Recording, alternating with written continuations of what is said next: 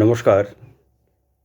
আমার সৎসঙ্গী গুরু ভাই বোন, আমার দর্শক শ্রোতাবৃন্দ, আজকে আমি আপনাদের সঙ্গে দেশের বর্তমান যে একটা অস্থির পরিস্থিতি চলছে, সেই অস্থির পরিস্থিতিতে আমরা দেখতে পাচ্ছি যে আমাদের প্রধানমন্ত্রীকে নিয়ে যে ধরনের আলোচনা হচ্ছে, আমরা দেখতে পাচ্ছি ফেসবুকে, বিভিন্ন ইউটিউব চ্যানেলে নানা রকমভাবে।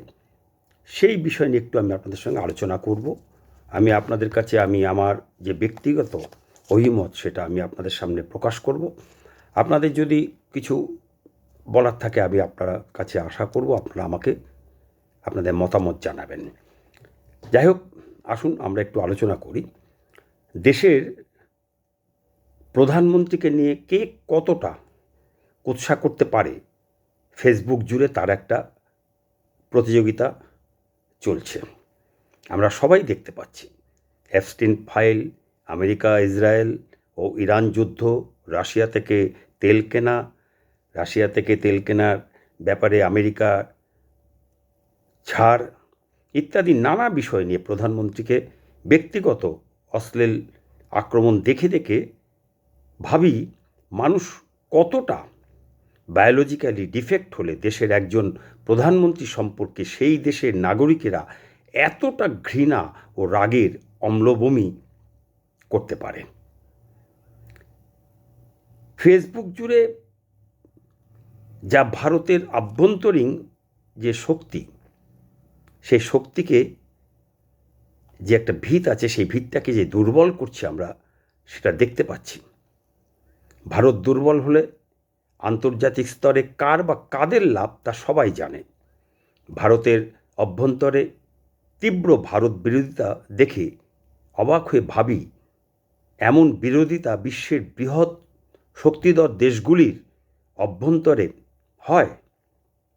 এই যে ভারতের চারপাশের ছোট ছোট দেশগুলিতে পর পর জেনজি আন্দোলনগুলি হয়ে গেল, এবং সম্প্রতি ভারতের অভ্যন্তরে বিভিন্ন রাজ্যে জেনজির প্রভাব আমরা লক্ষ্য করেছি, সেগুলি দেখে ভাবি, বিশ্বের বৃহৎ শক্তিধর রাষ্ট্রগুলির অভ্যন্তরে কেন এমন হয় না?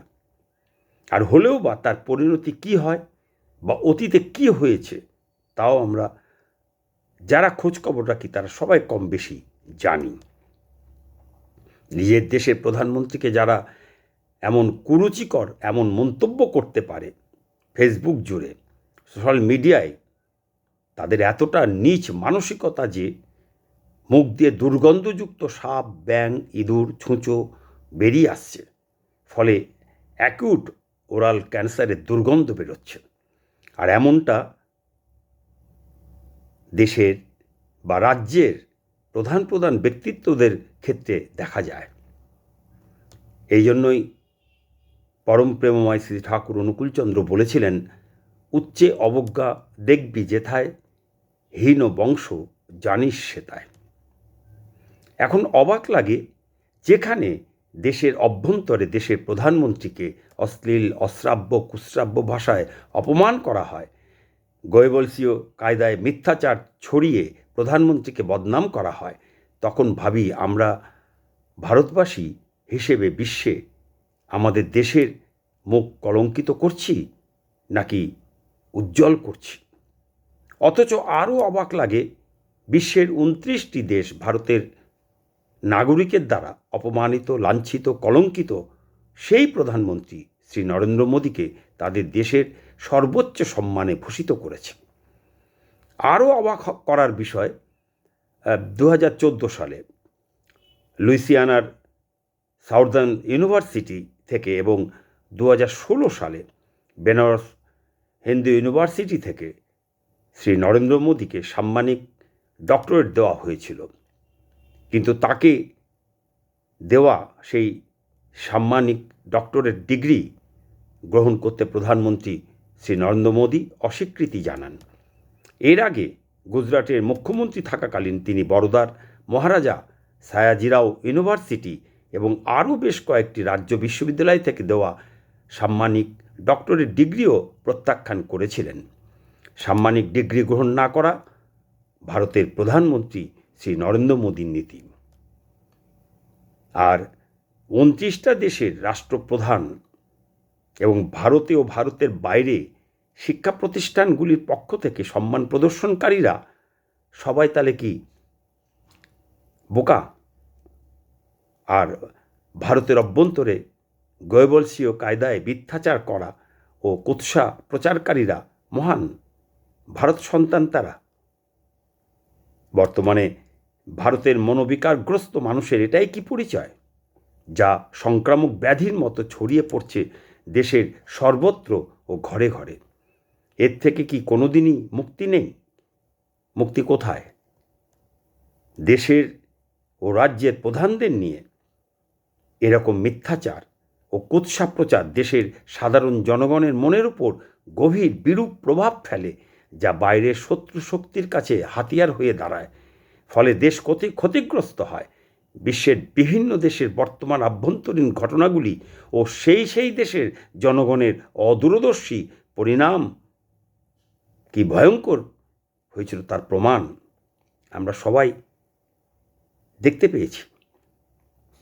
অপরিণামদর্শী, অবিবেচক বা ভবিষ্যৎ সম্বন্ধে উদাসীন মনোভাব থেকে উদ্ভূত নেতিবাচক মানসিকতার ফলে ভবিষ্যতে দেশের সামাজিক, ভৌগোলিক বড় ধরনের সমস্যা বা ক্ষতি হতে পারে, যার ফল ভোগ করতে হবে দেশের 140 কোটি জনগণকেই। ভারতের 140 কোটি মানুষের জীবন ও সম্পদ রক্ষা, বাঁচা বাড়া ও নিরাপত্তা দেশের জনগণের এবং দেশের সম্পদ রক্ষার দায়িত্ব, এই সব কিছু যেমন দেশের ও রাজ্যের প্রধানদের দায়িত্ব, ঠিক তেমনি গুরুদায়িত্ব দেশের জনগণের। একথা যেন আমরা কেউই ভুলে না যাই। আজ এই পর্যন্ত। আশা করব আমরা সচেতন দৃষ্টিভঙ্গি নিয়ে আমরা বিষয়টা ভেবে দেখব আখেরে কাদের লাভ। ভারতবাসী হিসাবে আমাদের দেশের মধ্যে অস্থিরতা হলে কাদের লাভ আর কাদের ক্ষতি? আমরা বিশ্বের বিভিন্ন দেশের ঘটনাগুলি কিন্তু আমরা ভুলে যাইনি, আমরা সবই দেখতে পাচ্ছি। নমস্কার, জয় গুরু।